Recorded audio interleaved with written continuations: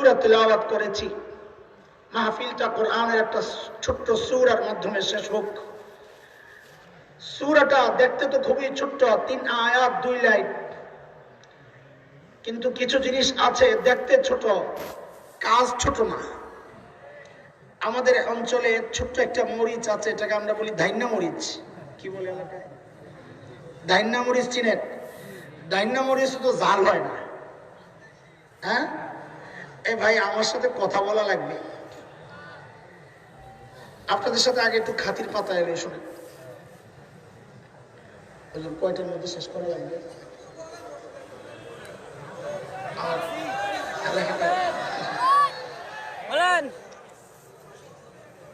বছরে একবার হয়। হ্যাঁ, আমরাও বছরে একবারই বয়ান করি। পাবলিকের অবস্থা কি জানে? খাতির পাতা দিছে, এগুলা মেন খাতির, বয়ান না। এক পিসা ওয়াজ করছে, যে এলাকায় বুজুর্গের কবর থাকে আল্লাহ তাআলা এই বুজুর্গের বরকত আশেপাশেও দান করেন, আশেপাশেওয়ালাও কিছু মাপ পায়। পিসা ওয়াজ করে ঘরে গেছে, দেখে যে চিল্লা চিল্লি হইতেছে। খাদেমরে পাঠাইছে, দেখতো কেন চিল্লায় মানুষ, কোনটা বইলা কোন বিপদে পড়লাম, এত হাতি আসেনি দেখ। খাদেম দৌড়ে গেছে, যাইয়া কথাবার্তা শুই নাই, দৌড়াই আসছে। হুজুর, এই এলাকায় রাত্রে থাকা যাবে না। বলে কি জন্য রে? বলে আপনি ওয়াজ করছেন এলাকায় বুজুর্গের কবর থাকলে রহমত নাজিল হয়, এলাকাবাসী চিন্তা করতেছে আমাদের এলাকায় তো কোনো বুজুর্গ নাই, আমরা কই পাবো হুজুরের মাইরা কবর দিয়ে। হুজুর মরে যাক, বয়ান শুনুন সারা রাত, এগুলো পাবলিক। তুমি করে চিনি আমরা, একটু রহম করো আল্লাহর রাস্তায় আমগো উপরে। মুহতারাম হাজরিন, কথা মনোযোগ দিয়া শোনা লাগবে, রাজি আছি ইনশাআল্লাহ? ঘুম আসে নাই তো? মনোযোগ আছে তো? কে কে ঘুমাইছেন একটু হাত তোলেন তো দেখি। সুবহানাল্লাহ, এত মানুষ ঘুমাইছে, মানে মনোযোগ নাই। আসলে চলবে না, মনোযোগ দেওয়া লাগবে ইনশাআল্লাহ। আপনাদের এলাকায় দৌড়ায় কি দিয়া? কথা বলে না। দৌড়ায় কি দিয়া? ও তো ঢাকার সাথে মিল আছে, ঢাকা পাও দিয়ে দৌড়ায়। আচ্ছা, আমার একটা কথা বলেন তো, এই যে খোলা খালি মাঠ, বিশাল প্রাঙ্গণ, এই জায়গা থেকে খালি মাঠে যদি একজনকে ছেড়ে দেওয়া হয় যে যত স্পিডে পারস দৌড়া। গোল্লা শুট খেলছেন ছোটবেলায়? বুজুর্গ সাইজের না, আমিও খেলছি, বলেন খেলছে? তো শেষ আখিরি যে দৌড়টা দেয় চোখ মুখ বন্ধ করে, ওই রকম একটা দৌড় মারছে ওই মাথায়। ওই মাথায় যাওয়ার পর তার হাত দুইটা বেঁধে দেওয়া হয়েছে, বেঁধে বলা হয়েছে আগের মতো স্পিডে আবার রিটার্ন যা, ফেরত যা, আগের মতো দৌড় মার। পারবে? হাত দিয়া তো দৌড়ায় না, তো দৌড়ের স্পিড কেন কমলো? দৌড়ের স্পিড কমার কারণ হইলো হাত দৌড়ায় না ঠিক, কিন্তু হাতটা খোলা থাকলে হাতের একটা ভূমিকা থাকে, হাতটা এমন এমন এমন এমন কইরা পাওকে বলে তুই একা না, তোর সাথে আমরাও আছি। এটা বললেই পাও দৌড়ের মধ্যে স্পিড পায়। তো ঠিক বক্তা হইলো ওই পাও, আর শ্রোতা হইলো ওই হাত। হাত তো বয়ান করবে না, কিন্তু বক্তার সাথে এমন এমন করা লাগবে, তাইলে বক্তা বয়ানের মধ্যে গতি পাবে। এখন যে একটু আওয়াজ বাড়লো, খিদা লাগছে? দেখি একটা তাকবীর দেন তো জোরে সোরে, আল্লাহু আকবার।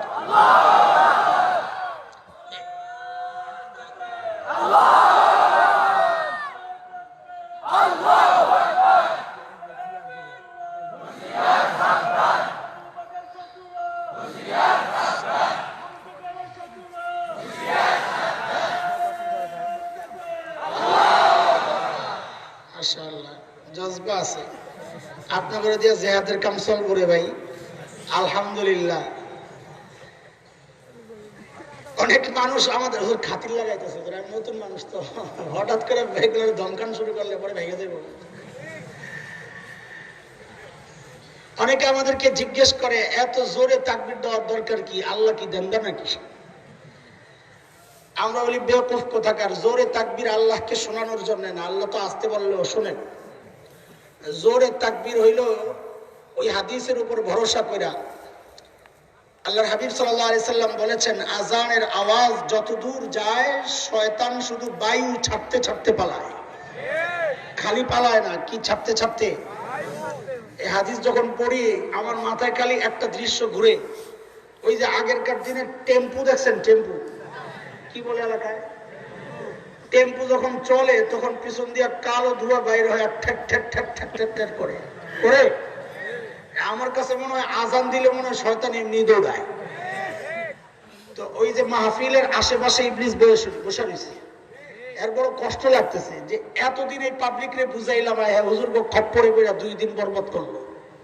ইবলিসের কষ্ট লাগে না? বলেন লাগে না? ইবলিস বৈশা বৈশা আপনারা গাইল লাইতেছে আর পরিকল্পনা, নতুন পরিকল্পনা সাজাচ্ছে কি করা যায়। তো তাকবীর দিলে এই ইবলিস পালাইতে থাকে। এই জন্য দেখবেন বাংলাদেশের কিছু মানুষ আছে যারা মাঝে মধ্যে কিছু কথা বইলা নিজেদের পরিচয় দেয়।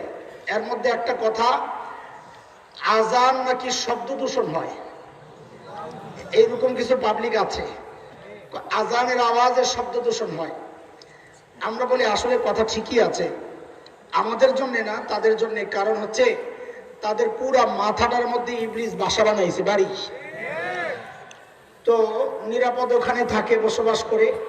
কিন্তু যখন আজানের আওয়াজ কানে দিয়ে ঢুকে তখন ইবলিস পালানোর জন্য চারদিকে খালি ঘুরতে থাকে। এটা মাথার মধ্যে ঘুরতে লাগে না? এই কোন রকম আজান শেষ হইলে বলে আজান শব্দ দূষণ হয়, কারণ এত মাথা ব্যথা করে। ইবলিস যে ভিতরে, আমাদের স্পষ্ট কথা, এটা হাফিজির জমিন, আলহামদুলিল্লাহ, এটা ফকিহে মিল্লাতের জমিন, কথা বলেন ঠিক কিনা? এই জমিনে আজান থাকবে, মাদ্রাসা শিক্ষা থাকবে, দাড়ি থাকবে, টুপি থাকবে, কোরআনের কথা থাকবে, আওয়াজ থাকবে, ওয়াজ মাহফিল সব থাকবে। কারো যদি কষ্ট লাগে সীমান্ত খোলা, দাদাদের বাড়িতে চলে গেলেই হয়। তোর এই বরকতওয়ালা জমিনে থাকার দরকার নাই, থাকলে তোর কষ্ট হবে। নিরাপদ জায়গায় যা থাক, হরে কৃষ্ণ হরে রাম বইলা তুই বাস, ওইটাই তোর জন্য ভালো, কথা বল ঠিক কিনা? দোস্ত মুহতারাম, সূরা তিলাওয়াত করেছি সূরাতুল আসর, ছোট্ট সূরা, কিন্তু হযরত ইমাম শাফিঈ রাহমাতুল্লাহ আলাইহি এই সূরা সম্পর্কে বলেছেন, লাউ লাম ইয়ানজিল গায়রু হাদিহি সূরা লাকাফাতিন নাস লিআন্নাহা শামালাত জামিআ উলুমিল কুরআন। যে কোরআনের কোন সূরা নাজিল না হয়ে শুধুমাত্র সূরাতুল আসর যদি নাজিল হতো তো বান্দার হিদায়াতের জন্য এই একটা সূরাই যথেষ্ট হয়ে যেত। কেন বলে? এটা কোরআনের সমস্ত ইলমকে নিজের ভেতরে নিয়ে নিছে। সময়ের পরিভাষায় যদি বলি তো বলতে হয় যেন গোটা কোরআনের মেমোরি কার্ড হচ্ছে সূরাতুল আসর। মেমোরি কার্ড দেখেন না, সাইজে ছোট কিন্তু ভেতরে সব কিছু পাওয়া যায়, অনেক কিছু। ঠিক সূরাতুল আসরটাও এইরকম মেমোরি কার্ড, যার ভেতরে গোটা কোরআনের যে মজমুন, গোটা কোরআনের যে বক্তব্য আল্লাহ তাআলা ঢুকায়া দিয়েছেন। আমাদের সীমাবদ্ধতা, অযোগ্যতার কারণে আমরা ওইভাবে বলতে পারি না, কিন্তু যতটুকু জানি অতটুকুর যদি আলোচনা হয় তাও কিছু আমলের জন্য কাজ হবে ইনশাআল্লাহ। আল্লাহ তাআলা শুরুতে কসম খেয়েছেন, ওয়াল আসর, আসরের কসম। অর্থ বুঝার আগে আগে কসমের মাসআলা বুঝি। আল্লাহর নাম ছাড়া কারো নামে কসম করা জায়েজ নাই, কসম হয়ও না। আমাদের সমাজে প্রচলিত অনেক কসম আছে, মাথা ছুঁয়া বললাম এটারও কসম মনে করা হয়, বুকটা ছুঁয়া বললাম বলে কিনা, বাবার কসম, মায়ের কসম, আমার সন্তানের কসম, আমার মরা মায়ের কসম। দুষ্টু পোলা পর্যন্ত আর একটু আগায়া বলে আমার প্রেমের কসম বলে। এই সমস্ত এগুলো গুনাহ হবে। এই কসম কি হবে? কথা বলেন না, আবার হারিয়ে গেলেন। এই সমস্ত কসমে কি হবে? গুনাহ হবে। কসম খাইতে হবে একমাত্র কার নামে? জোরে বলেন কার নামে? আল্লাহ তাআলা কসমের জন্য আল্লাহর নামে কসম শক্ত না। আল্লাহ তার মাখলুকের শব্দে নামেও কসম খাইতে পারেন, খেয়েছেন। কেন? কারণ আল্লাহর কসম আর আমাদের কসমের মধ্যে পার্থক্য আছে। আল্লাহ তাআলার কসম আর আমাদের কসমের মধ্যে পার্থক্য কি? আমরা কসম খাই শ্রোতার সামনে আমার বক্তব্যকে বিশ্বাসযোগ্য করানোর জন্য। এই জন্য আমাদের কসম আল্লাহর নাম ছাড়া জায়েজ নাই। আল্লাহ তাআলা তার বক্তব্য বিশ্বাসযোগ্য করানোর জন্য কসমের দরকার নাই। আল্লাহ যেভাবেই বলবেন আমরা বিশ্বাস করতে বাধ্য। তো আল্লাহ কসম কেন খেয়েছেন? আল্লাহ তাআলার কসমের অনেক মাকসাদের মধ্যে এটাও একটা মাকসাদ, যে যেই শব্দের কসম আল্লাহ খেয়েছেন, আল্লাহ বান্দাকে এই মেসেজ দিচ্ছেন, বান্দা এই বিষয়টা আমার কাছে অনেক দামি, এই জন্য আমি এই শব্দের কসম খেলাম, তুমিও এই বিষয়টাকে মূল্য দিও। তো আল্লাহ তাআলা আসরের কসম খেয়ে বলছেন ওয়াল আসর, তো নিশ্চয়ই আসরটা আল্লাহর কাছে অনেক দামি জিনিস, এই জন্য আল্লাহ তাআলা আসরের কসম খেয়েছেন। বুঝে আসছে কথা? বুঝতে বুঝতে আগান, বুঝতে বুঝতে আগান, একদম বুঝে বুঝে আগাবেন। কোরআন কত মজার জিনিস, বুঝতে বুঝতে আগান ইনশাআল্লাহ। আমার গলা ভাঙ্গা মানুষ আমি সারা জিন্দগির জন্য, কিন্তু কোরআনের আলাদা একটা তাসির আছে, কোরআনের আলাদা আকর্ষণ আছে, আলাদা আবেদন আছে। কোরআনের কথাগুলো মানুষের দিলের মধ্যে পৌঁছবে। শুরু তিলাওয়াত করলে মানুষ কোরআন শুই না, বহু মানুষ কোরআন শুই নাই তো মুসলমান হয়ে গেছে। হ্যাঁ, এই জন্য একটু মনোযোগ সহ শুনবো ইনশাআল্লাহ। তো আল্লাহ তাআলা যে আসরের কসম খাইলেন, নিশ্চয়ই আসরটা অনেক দামি জিনিস। কি সেটা? মুফাসসিরিনে কিরাম অনেক ব্যাখ্যা দিয়েছেন, অত ব্যাখ্যার পেছনে ছুটার সময় কম। আমি একটা ব্যাখ্যার ভিত্তি করে সামনে আলোচনাকে এগিয়ে নিয়ে যাবো ইনশাআল্লাহ। কোন কোন মুফাসসির বলেছেন আসর মানে আমাদের হায়াত, আমাদের জীবনকাল, জন্ম থেকে মৃত্যু পর্যন্ত যে টাইম, এটা যেন আল্লাহ তাআলা বলছেন বান্দা তোমার হায়াতটাকে আমি অনেক দামি বানিয়েছি, তুমি ওটার মূল্য দিও, এটা আল্লাহর মাকসাদ।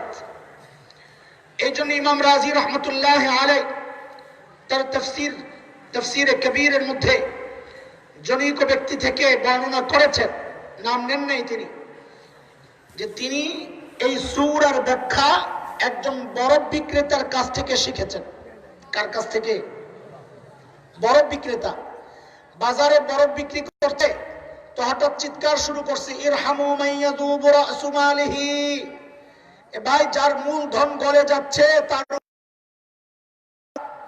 মানে কি, সময় যত যাচ্ছে বরফ গলে গলে আমার মূলধন শেষ হয়ে যাচ্ছে, তো তোমরা একটু আমার বরফটা কিনে আমাকে বাঁচাও, নাইলে গলে গলে আমার মূলধন শেষ হয়ে যাবে। তো ইমাম রাজি বলেন সূরা আসরের ব্যাখ্যা এই ব্যক্তির বক্তব্য থেকেই বোঝা গেছে আল্লাহ তাআলা যেন বলতে চাচ্ছেন বান্দা তোমার হায়াতটা হচ্ছে আখিরাতের মূলধন, সময় যত গড়াবে তোমার মূলধন কিন্তু গলে গলে শেষ হয়ে যাবে, থাকতে থাকতে তুমি তোমার হায়াতের উপর রহম করো, এটাকে মূল্য দাও, কাজে লাগাও, নাইলে কিন্তু তুমি ক্ষতির মধ্যে পড়ে যাবে।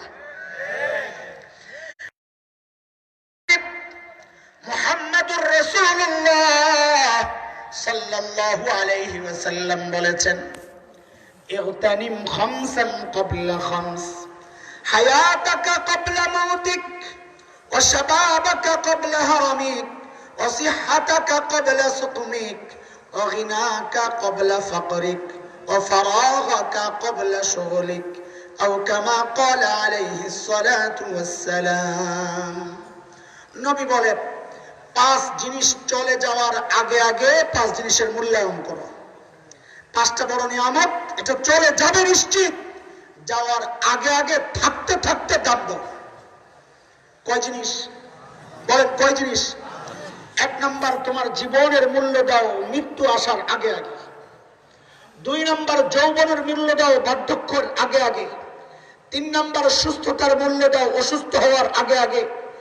4 নাম্বার তোমার সচ্ছলতার মূল্য দাও দারিদ্রতার আগে আগে। 5 নাম্বার তোমার অবসর টাইমের মূল্য দাও ব্যস্ত হওয়ার আগে আগে। এই হচ্ছে গোটা হাদিস। সূরার সাথে সংশ্লিষ্ট বা বেশি মিলে এমন 2টা অংশের ব্যাখ্যা আমি দিব। পুরাটা হাদিসের ব্যাখ্যা দিলে অনেক রাত হয়ে যাবে, রাত শেষ হয়ে যাবে, দরকার নেই। আমি 2টা অংশের একটু ব্যাখ্যা আপনাদের সামনে করতে চাই ইনশাআল্লাহ। প্রথমটা হচ্ছে নবী বলেছেন হায়াতাকা ক্বাবলা মাউতিক, মরার আগে আগে জীবনের মূল্য দাও। এটা বুঝতে হলে আপনাদেরকে একটা গল্প শুনতে হবে। গল্প ভাই আগেই বলেনি আমার হালাত, আমি গল্পের পেছনে ছুটি না, আমার নিজের বিরক্ত লাগে, কিন্তু কখনো কখনো উদাহরণ হিসাবে গল্পকে আনতে হয়। এই আজকে এখন একটা গল্প বলবো, কানে ধরছি আর পুরো বয়ানে কোনো গল্প নাই ইনশাআল্লাহ, উদাহরণ থাকবে। কিন্তু কি থাকবে না? গল্প থাকবে না। গল্পটাও বড় আজব গল্প, অনেকের কাছে আজগুবি মনে হইতে পারে, কিন্তু আমি গল্পের ব্যাখ্যা দিয়েই সামনের দিকে আগাবো ইনশাআল্লাহ। শোনেন, খেয়াল করেন। এক পুরাতন কবরস্থানের পাশ দিয়ে একজন মানুষ যাচ্ছিল। তো যাওয়ার সময় দেখে কবরের মধ্যে ছোট্ট একটা ছিদ্র। তো পথিকের সন্দেহ যে ভিতরে শিয়াল টিয়াল ঢুকলো নাকি। তো ওই ছিদ্র দিয়ে ভিতরের দিকে তাকায়া দেখে আল্লাহু আকবার, কবরের ভিতরে এক আল্লাহর বান্দা নামাজ পড়তেছে।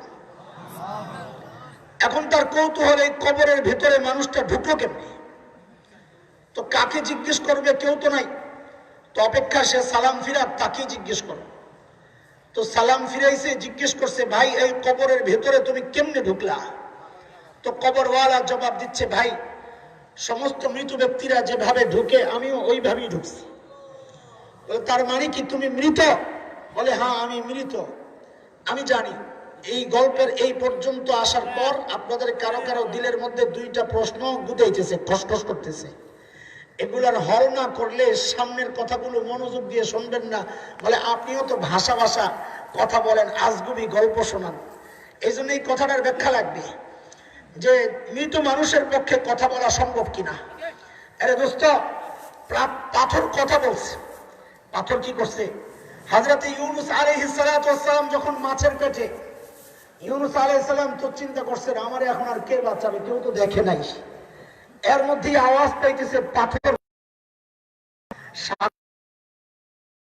তাসবিহ পড়তেছে, তাসবিহ পড়তেছে। হযরত ইউনূস আলাইহিস সালাম চিন্তা করছেন পানির নিচে যদি পাথর তাসবিহ পড়তে পারে তো আল্লাহ তাআলা আমাকে ওই পানির নিচে বাঁচাইতে পারেন। সাথে সাথে বলেছেন লা ইলাহা ইল্লা আনতা, যা বুঝার আমি বুঝে গেছি, আপনি ছাড়া কেউ মাবুদ নাই। পানির উপরেও আপনি মাবুদ, পানির নিচেও আপনি মাবুদ। পাথর পাথর কথা বলতে পারতেছে? কথা বলেন। জীবজন্তু নবী আলাইহিস সালাতু ওয়াস সালামের সাথে কথা বলেছে।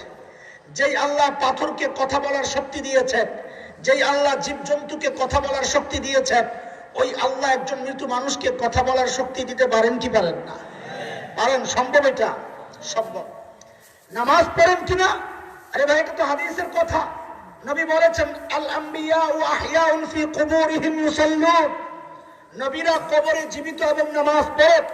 যেই আল্লাহ নবীদেরকে কবরে নামাজ পড়ার তৌফিক আর সুযোগ দিতে পারেন, ওই আল্লাহ যে কাউকে এই সুযোগ দিতে পারেন কি পারেন?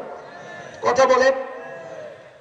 পথিক জিজ্ঞেস করে, ভাইরে কবরে মানুষ নামাজ পড়ে, আমার জানা ছিল না, এটা কি করে সম্ভব? কবরওয়ালা জবাব দেয়, ভাই নামাজ আমার বড় প্রিয় আমল ছিল। আমি একবার নামাজ থেকে বাইর হইলে আবার অস্থির হয়ে যেতাম কখন নামাজে ঢুকবো। আল্লাহর কাছে সবসময় দোয়া করতাম, আল্লাহ মালিক, আমার মৃত্যুর পর আমি তোমার কাছে কিছুই চাই না, আমি একটা জিনিস চাই, শুধু খালি একটু নামাজের সুযোগ দিয়ে দিও। আল্লাহ আমার দোয়া কবুল করেছেন, আমারে কবরে নামাজের সুযোগ দিয়েছেন। পথিক জিজ্ঞেস করতেছেন, ভাই এই কবরের ভিতরে আপনি কতদিন নামাজ পড়েন? কবরওয়ালা জবাব দেয়, এই কবরের ভিতরে আমি 400 বছর থেকে নামাজ পড়ছি। কতদিন বলেন? কতদিন? এই কথা শুনি না পথিক তো, আপনারা বলছেন সুবহানাল্লাহ, আমি বলছি তাই তো। কবরওয়ালা বলছে, এখন পথিকের কি অবস্থা? এত চিৎকার দিয়ে বলে সুবহানাল্লাহ।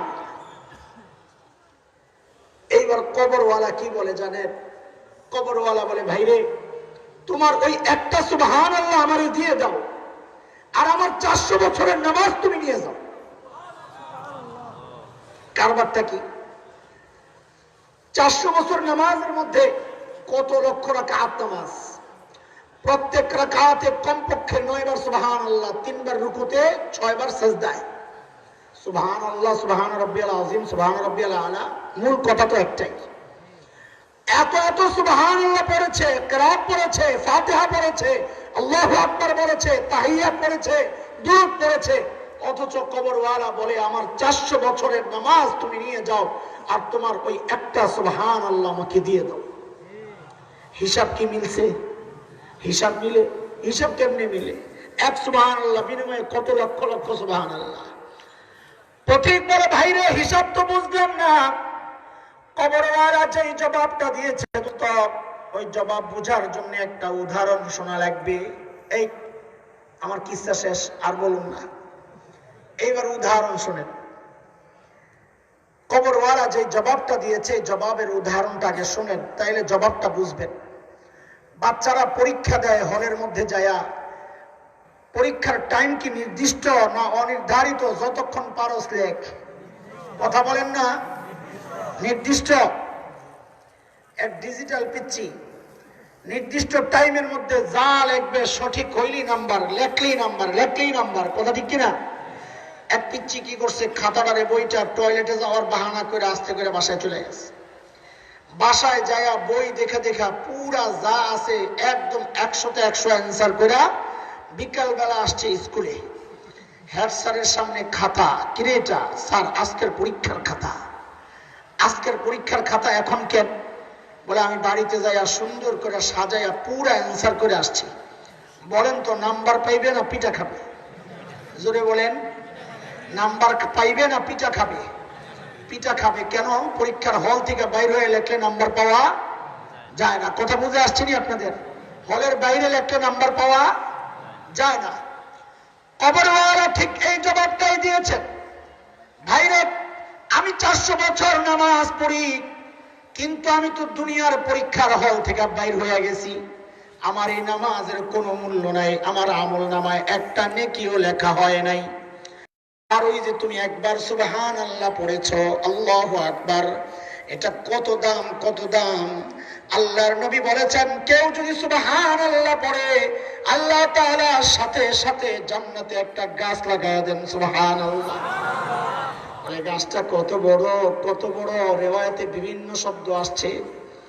একটা আসছে 100 বছর যদি একটা তেজি ঘোড়া দৌড়ায়। আরেক বর্ণনা আসছে 500 বছর।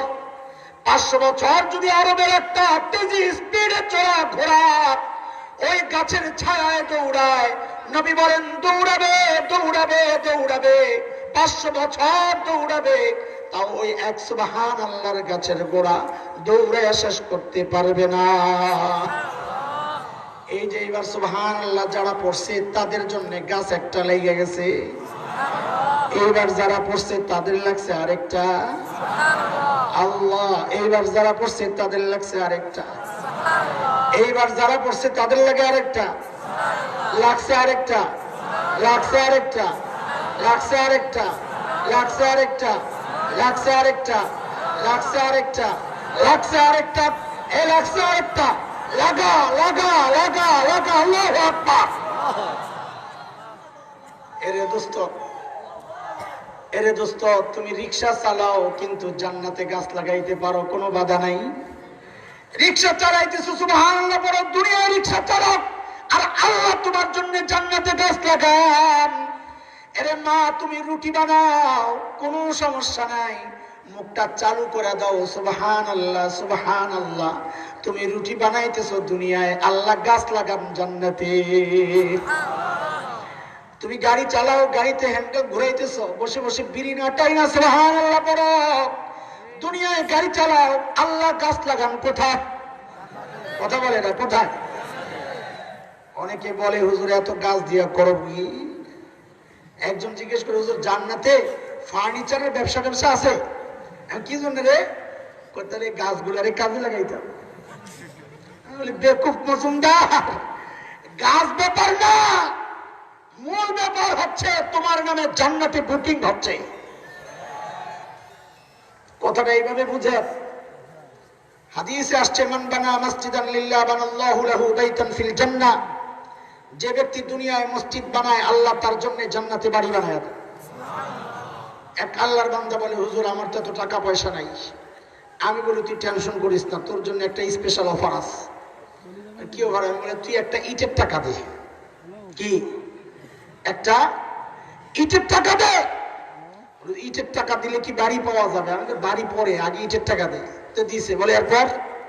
বলি হাসরের মাঠে আল্লাহর সামনে দাঁড়াবা, যা বলবা মালিক, হাদিসে শুনেছি ওলামাদের মুখে যে মসজিদ বানাইলে বাড়ি পাওয়া যায়। আমি মসজিদ বানাইতে পারি নাই, জানি আমার কপালে বাড়ি নাই, থাক লাগবো না, আমার ইটটাই আমারে ফেরত দিয়া দেন।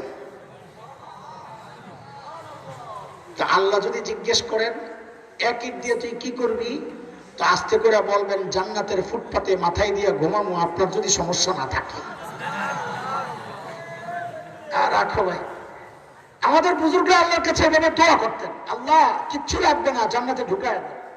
তা আবার নিজে নিজে জিজ্ঞেস করে, হ্যাঁ আল্লাহর সাথে কথাবার্তা বলবেন, একা একা চুপচাপ কথাবার্তা বলবেন, মহাব্বত তৈরি হবে। তো বুজুর্গরা বলেন আল্লাহর কাছে, আল্লাহ আমার কোন রকমের জান্নাতে ঢুকায় দাও, কিচ্ছু লাগবে না। তো আবার নিজে নিজে আল্লাহর পক্ষ থেকে জিজ্ঞেস করে, কিচ্ছু না লাগলে ঢুকবি কি করতে? তো আল্লাহ আপনার বুজুর্গ বান্দাদের জুতা ঠিক করুন। এটা তো মুখে মুখে, ভিতরে আরেকটা বলে, জানে তারাও জান্নাতে জুতা ঠিক করার কোন সিস্টেম নাই। ভিতরে কোনটা?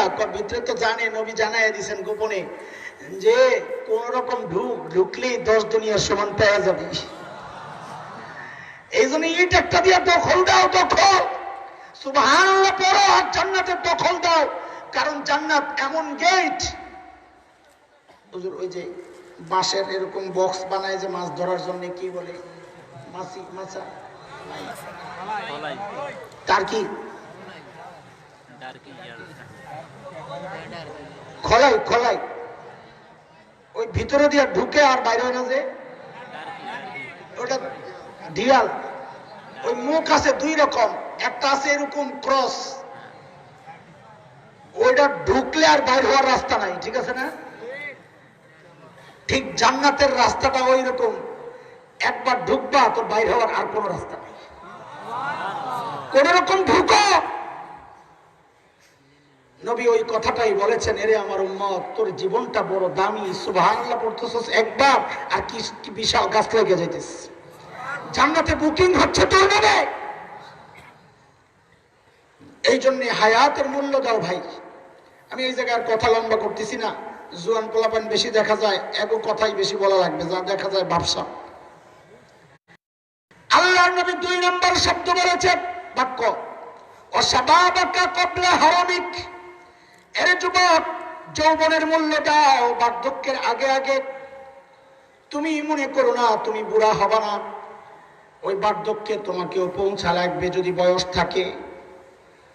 এই যে আমার দিকে তাকায় দেখো, আমি তো এইরকম ছিলাম না, আমিও তো একদিন শিশু ছিলাম।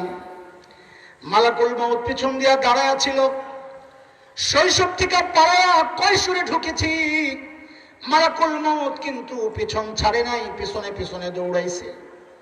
আল্লাহর হুকুম হয় নাই, আমাকে ধরে নাই। কৈশোর থেকে পালাইয়া যৌবনে ঢুকেছি, মালাকুল মউত পিছন ছাড়ে নাই। যৌবন থেকে বার্ধক্যের দিকে এখন মালাকুল মউত তো এখনো পেছন ছাড়ে নাই, এখন তো আর পালানোর কোনো জায়গা নাই। মাঝে মধ্যে আয়নায় যখন নিজের চেহারাটা দেখি, আহারে, যখন দেখি সাদা হয়ে গেছে, তখন কলিজার মধ্যে একটা মোচড় দিয়ে ওঠে, আহারে, আর তো পালানোর কোনো জায়গা নাই। এ সাদা দাড়িওয়ালা আমার বাবা, সাদা চুলওয়ালা মায়েরা, এই দাড়ি সাদা হওয়ার, চুল সাদা হওয়ার মানে বুঝো তোমরা? হ্যাঁ, এই দাড়ি সাদা হওয়ার, চুল সাদা হওয়া মানে হচ্ছে আল্লাহ আমাদেরকে একটা মেসেজ দিচ্ছেন, এরে হাসান জামিল, তোমার সামনে গাছের পাতা ঝরেছে, আমি তোমাকে মেসেজ দিয়েছিলাম, যেই জিনিস ধরে ওই জিনিস ঝরে, তুমি সোজা হও নাই। সূর্যকে ডুবাইয়া তোমাকে মেসেজ পাঠাইছিলাম, এরে হাসান জামিল, যেই জিনিস ওঠে ওই জিনিস ডুবে, তাও তুমি সোজা হও নাই। আমি তোমার বাবাকে লাশ বানায়া তোমার সামনে দিয়ে কবরে পাঠাইছি, তুমি চিৎকার করে করে কেঁদেছ, কিন্তু সোজা হও নাই। আমি তোমাকে বুঝাইছি একদিন তুমিও তোমার সন্তানের সামনে দিয়া কবরে যাইবা। আমি তোমার মায়ের লাশটারে তোমার সামনে দিয়া কবরে পাঠাইছি, তাও তুমি সোজা হও নাই। এইবার আমি আল্লাহ ডাইরেক্ট তোমার শরীরের মধ্যে অ্যাকশন শুরু করে দিছি। এর সাদা দাড়িওয়ালা বাবা, সাদা চুলওয়ালা বাবা, মা, মনোযোগ দিয়া খেয়াল করে বুঝো, এই দাড়ি আর চুল সাদা হওয়ার মানি বুঝুনি, মানে হচ্ছে এইবার আমাদের শরীরের একটা অংশের মৃত্যু শুরু হয়ে গেছে, আর পাওয়ার কোনো জায়গা নেই।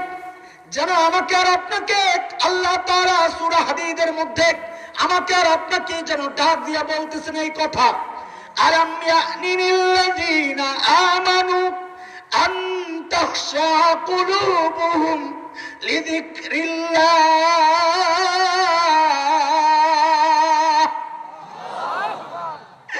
ওই ইমানদার, এখনো কি সময় হয় নাই আল্লাহর ভয়ে একটু বুকটা কাইপা ওঠার? আর কবে ফেরত আসবা? এরে বাপ আমার, দাড়ি পাইকা সাদা হয়ে গেছে, এখনো তুমি গুনাহ ছাড়ো না, আর কবে ছাড়বা? এরে মা আমার, চুল পাইকা সাদা হয়ে গেছে, এখনো গুনাহ ছাড়ো না, আর কবে ছাড়বা? এরে যুবক ভাই, আল্লাহর রাস্তে হাত পায়ে ধরিয়ে যৌবনকে কাজে লাগাও, কাজে লাগাও। তুমি আর আমি ছাড়া সবাই কাজে লাগায়।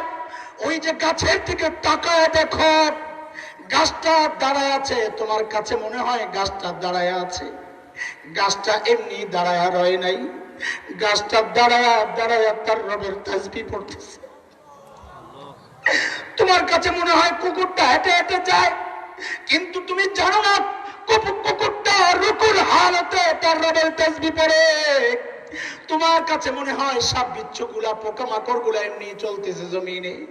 না না না, এগুলা সব সাজদার হালতে তার রবের তাসবিহ পড়ে। তুমি আর আমি পড়ি না, সবাই পড়ে।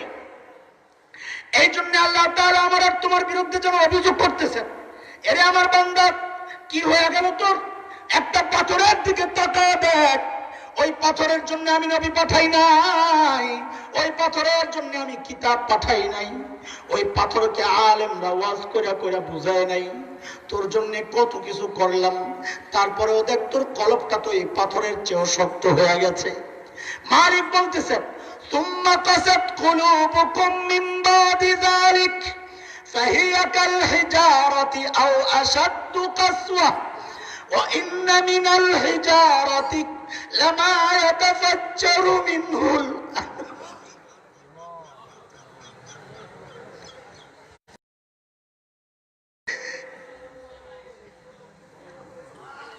ওয়া ইন্না মিনাল হিজারাতি লামা ইয়াতাফাজ্জারু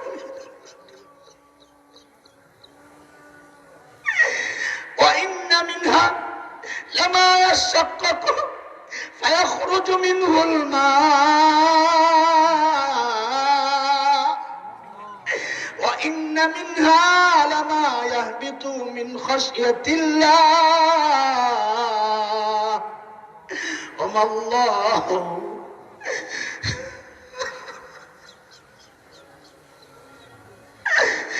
وما الله بغافل عما تعملون। এরে আমার বান্দা, দেখ দেখ, পাথরের দিকে তাকায় দেখ, তোর কাছে মনে হয় ঝর্ণার পানিগুলো পড়ে। না না না, ঝর্ণা কোথা থেকে আসবে?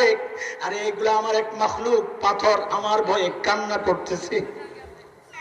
কোন কোন পাথরের চোখ দিয়ে তো পানি বের হয় না।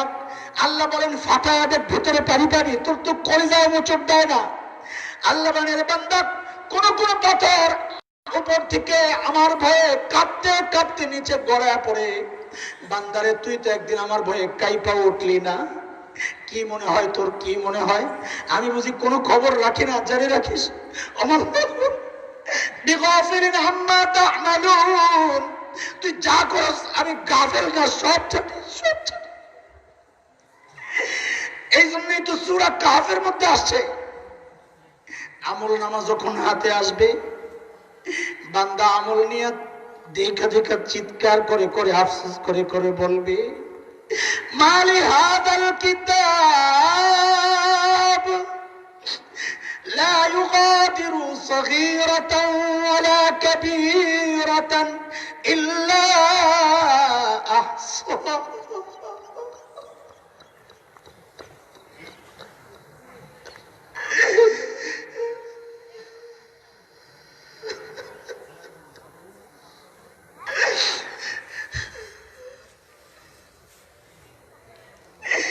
মালি হাযাল কিতাব,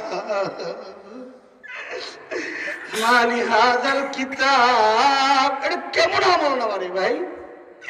লা ইউগাদিরু সগীরাতান ওয়ালা কাবীরাতান ইল্লা আহসাহা, যা গুনাহ করছে সব লেখা হয়ে গেছে।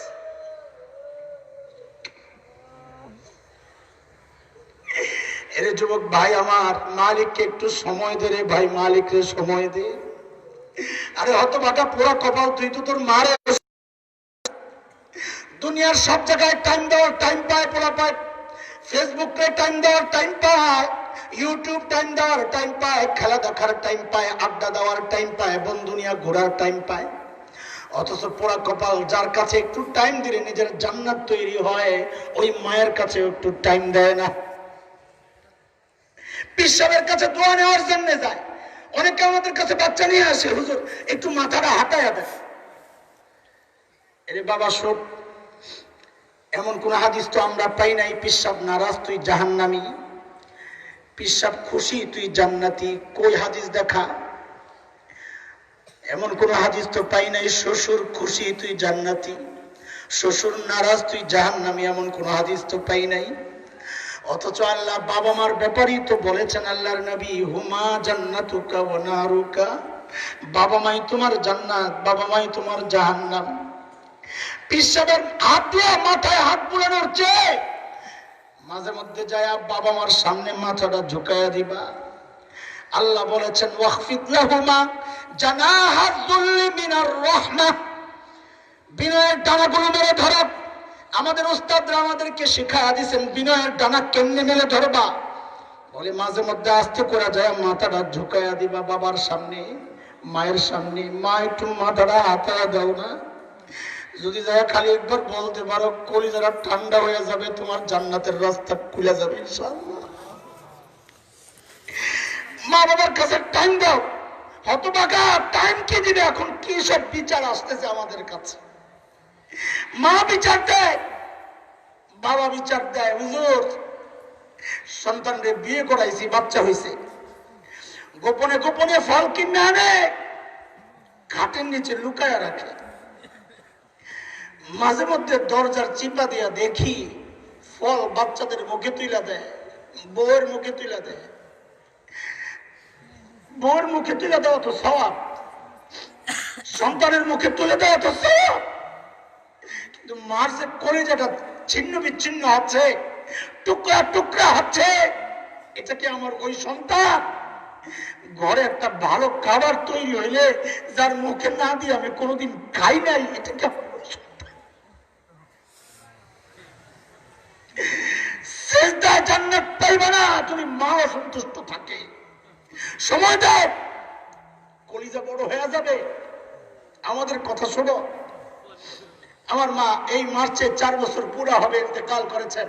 বাবা আরো 12 বছর আগে। মার পাগল। তো আমরা তো ফজরের নামাজের পর বাসায় যায় ঘুমাই। আমার ছোট্ট একটা বাচ্চা, এখন তো 5, 6, 7 বছর হয়ে গেছে, আরো 4 বছর আগের কথা। একা একা বাসায় সকালবেলা খুব একাকিত্ব ফিল করে, আপন ভাই বোন সব তো মাদ্রাসায়। তো আমাকে একটা নির্দিষ্ট টাইম পর্যন্ত ঘুমাইতে দেয়, বুঝে 9টা 9:30 বাজলেই আমাকে ঘুম থেকে উঠানোর জন্য নানান কৌশল তার। কানের মধ্যে কাপড় ঢুকায়া দেয়, নাকের মধ্যে কাপড় ঢুকায়া দেয়। তো একদিন যায় আমাকে জাগাইতেছে, নাকটা আমার নাকটার সাথে ঘষতেছে। আমার ঘুম ভেঙে গেছে, কিন্তু আমি তাকাই না। আমার বড় মজা লাগতেছে, তাকাইলে তো চলে যাবে, করতে থাকো, বড় ভালো লাগতেছে। এটা আমাদের বুজুর্গদের একটা কথা। এর থেকে বোঝা যায় যে অনেক সময় আল্লাহর কাছে কান্নাকাটি করে দোয়া করি, কবুল হয় না, কবুল হয় না। বড়রা বলেন এটা ভাইব না, কবুল হয় না, বরং তুমি যে কান্নাকাটি করতেছো আল্লাহর বড় ভালো লাগতেছে, করলে তো যাবে না। আল্লাহ চান তুমি এই হালতে মালিকের দরবারে পড়ে থাকো, আল্লাহর বড় ভালো লাগতেছে। তা আমিও চুপচাপ শুয়ে রয়েছি। হঠাৎ মনে পড়ছে, হায় আমার পাশের রুমে তো আমার মা শুয়ে আছেন। সন্তান তো বাবা মার কাছে বড় হয় না, ছোটই থাকে। আমার মারও তো মনে হয়, মনে চায় আমি যাই তার নাকটার সাথে এরকম ঘুরেছি। আমার মজা লাগতেছে, মারও তো মজা লাগার কথা। লাভ দিয়ে উঠছি, ওইটাই যায় মার নাকের সাথে নাক ঘষতেছি, বুড়া বেটা। আহা, মার কলিজা আল্লাহ কি মায়া দিচ্ছে, আল্লাহু আকবার। লাভ দিয়ে ওইটাই আমাকে জড়ায়া ধইরা ও করে কান্না শুরু করছে। আসমানের দিকে হাত উঠাইছে, মালিক আমার আদর করে মনি ডাকতেন। মালিক আমার মনিকে দুনিয়া আখিরাতের বাদশা বানাইয়া দিও। রে দোস্ত, আমার মা তাহাজ্জুদ গুজার ছিলেন। তুমি ভাইবো না আমার মা তাহাজ্জুদ গুজার ছিলেন বলে আমার মার দোয়া কবুল হয়। মার দোয়া কবুল হওয়ার জন্য তাহাজ্জুদ গুজার দরকার নাই, মা হওয়া সত্য। তুমিও তোমার মার কাছে যাও, নিজের জান্নাত বানাও, সময় দাও। যা করছো করছো, আজকে যারা পাও জড়াইয়া ধরা বলো, মা বাবা শুনেছি তুমি অসন্তুষ্ট থাকলে আমার জান্নাত হারাম। চলে গেলে বুঝবা কি নিয়ামত হারাইছো। মা যখন ইন্তেকাল করেছে সবাই তো শোকে কান্না করতেছেন, আমিও কান্না করছি। কিন্তু আমি কান্না করছি অন্য কারণে, যে হায় আমার জন্য এখন দোয়া করবে কি? কে দোয়া করবে? বিপদে পড়লেই তো দৌড়ে আসতে পারতাম, মা দোয়া চাই, দোয়া। কে দোয়া করবে? আরে ভাই, যতদিন আছে নিজের জান্নাত বানাবো, সময় দাও মা বাবাকে, বন্ধু বান্ধবকে না। ইন্টারনেট, ইউটিউব এগুলোতে সময় দেয়া আখিরাত বরবাদ হবে, জীবন বরবাদ হবে। মা বাবার কাছে ঘেঁষো ঘেঁষো, শরীরের সাথে ঘষাঘষি করো, বাচ্চাদের মতো আচরণ করো, কলিজা ঠান্ডা হয়ে যাবে, জান্নাতের রাস্তা খুলে যাবে। আয় আল্লাহ, ভয় দেখানোর জন্য কথাগুলো বলতেছি না। যুবক, একটা কথা বলি, মনোযোগ দিয়ে শোনো ভাই। গুনাহ তো করি, সবাই করেছি, নবীরা ছাড়া সবাই গুনাহ করেছেন, সাহাবা একরামও করেছেন। হ্যাঁ, সাহাবা একরামের গুনাহটা আমাদের বড়রা বলেন, সাহাবা একরামের গুনাহগুলো যেন আল্লাহ তাআলা করাইছেন। কারণ নবীরা তো গুনাহ করবেন না, নবীরা মাসুম, নিষ্পাপ। সাহাবা একরামকে দিয়ে আল্লাহ গুনাহ করাইছেন কেন? কিয়ামত পর্যন্ত বান্দাদেরকে দেখানোর জন্য যে গুনাহ করার পর কি করতে হয়, গুনাহ করার পর কি করতে হয় দেখানোর জন্য। কাজে সাহাবা একরামও গুনাহ করেছেন, আমিও করি, তুমিও করো। আজকে থেকে একটা কথা একটু জানাই দিই তোমাদের কাছে, গুনার দিকে পা বাড়ানোর সময় অন্তত একবার চিন্তা করো, আমার মালিক আমাকে পিছন দিয়ে ডাকতেছেন। একবার চিন্তা করো কি বলে ডাকতেছেন। বড় আজীব ডাক, বড় আজীব ডাক। কোরআনের কথা, মালিক পেছন দিয়ে ডাকেন, ইয়া আইয়ুহাল ইনসান আকা বিরাব্বিকাল কারীম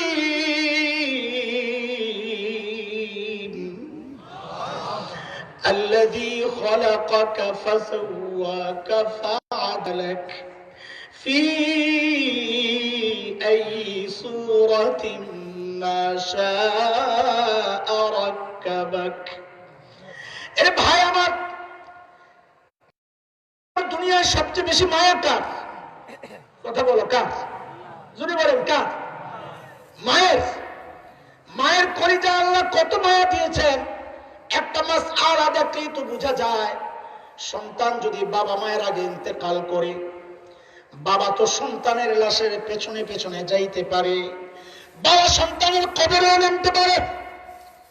কারণ এটা সবাই জানে, আল্লাহ বাবার কলিজা ওইরকমই বানাইছেন। বাবা সন্তানের লাশ দাফন কইরা কানবে, চিৎকার হয়তো করবে, কিন্তু তার দিলের মধ্যে এতটুকু অবস্থা আছে, সে সুস্থ হইয়া উপরে উঠতে পারবে। কোন মায়ের জন্য সন্তানের লাশের পেছনে যাওয়া জায়েজ নাই, সন্তানের কবরে নামা জায়েজ নাই। কেন? কারণ সবাই জানে মায়ের কলিজার মধ্যে আল্লাহ কি মায়া দিয়ে দিছে। আল্লাহু আকবার। দুনিয়ার এমন কোন মা নাই সন্তানকে দাফন কইরা সুস্থ অবস্থায় উপরে উঠবে, সন্তানকে দাফন কইরা নিজেও লাশ হইয়া সন্তানের সাথে শুইয়া পড়বে। এত মায়া আল্লাহ মার কলিজায় দিছে।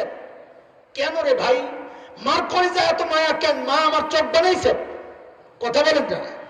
মা আমার চোখ বানাইছে, মা আমার কান বানাইছে, আমার জিহ্বা বানাইছে, তারপরেও মার কলিজার মধ্যে এত মায়া কেন? কয়দিন পেটের মধ্যে ভাড়া খাটার মতো পেটের মধ্যে ধারণ করেছে। তাইলে বুঝো, যে মালিক আমার সব কিছু বানিয়েছেন, ওই মালিকের কত মায়া আমার জন্য। ঠিক ওই শব্দটা দিয়েই মালিক আমাদেরকে ডাক দিতেছেন, ইয়া আইয়ুহাল ইনসান মা গররাকা বিরাব্বিকাল কারীম। আরে মানুষ, তোর এই চোখ তো মাশরাফি দেয় নাই, তোর এই চোখ কোন নায়ক নায়িকা দেয় নাই, তোর এই চোখ আমি আল্লাহ দিয়েছিলাম, অথচ আমার চোখ দিয়ে তুই আমার নাফরমানি করতেছস। তোর এই কান কোন গায়ক গায়িকা দেয় নাই, আমি আল্লাহ দিয়েছি। তোর এই জবান কোন নেতা দেয় নাই, যে নেতার পক্ষে কথা বলস, আমার নাফরমানি করস। এই জবান আমি আল্লাহ দিয়েছি। মা গররাকা বিরাব্বিকাল কারীম, ওই কারীম রবের ব্যাপারে তোকে কে ধোকায় ফেললো? কি পায়া তুই তোর রবকে ভুলে গেলি? গুনাহ করতে যাওয়ার সময় ওই চিন্তাটা করা যে আমার মালিক আমাকে পেছন থেকে ডাকতেছে। এরপরেও যদি গুনাহ হয়ে যায়, বৃদ্ধ বাবা 80 বছর 70 বছরের বুড়া বুড়ি শুনে, যুবক শুনো, ভয়ের কিছু নাই। আলহামদুলিল্লাহ বলি, আলহামদুলিল্লাহ, আলহামদুলিল্লাহ, ভয়ের কিছু নাই। আরে ভাই, দুনিয়ার মানুষ অপরাধীকে খুঁজে শাস্তি দেওয়ার জন্য, কিসের জন্য বলেন বলেন, কিসের জন্য? দুনিয়ার মানুষ অপরাধীকে খুঁজে শাস্তি দেওয়ার জন্য। আল্লাহু আকবার। আমি আর আপনি এমন এক মালিকের গোলামি করি, যে মালিক অপরাধীকে খুঁজে মাফ করার জন্য। আয় হায় আয় হায় হায়, কি মালিক! বলে কত মাফ করবেন, কত মাফ করবেন? তো শোনো মালিকের কথা। শয়তান যখন মালিককে চ্যালেঞ্জ করেছে, আমি আপনার বান্দাদেরকে গোমরাহ করতেই থাকবো, করতেই থাকবো, করতেই থাকবো। আল্লাহ তাআলার জবাবের ধরনটা ঠিক এমন, খেয়াল করেন। আরে ভাই, কি হাত নাড়ার জায়গা? আজীব মাথা, কি রিল্যাক্সে হাত মাত লাগতেছে, এতটুকু বোধ নাই?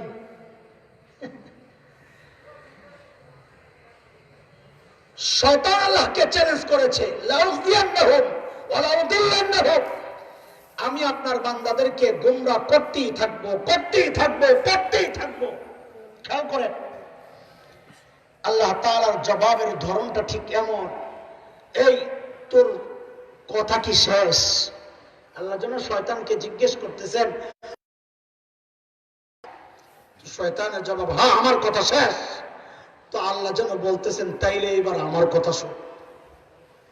তোর কথা শেষ, তো এবার আমার কথা শোন। আমি আমার বান্দাকে মাফ করতেই থাকবো, করতেই থাকবো, করতেই থাকবো।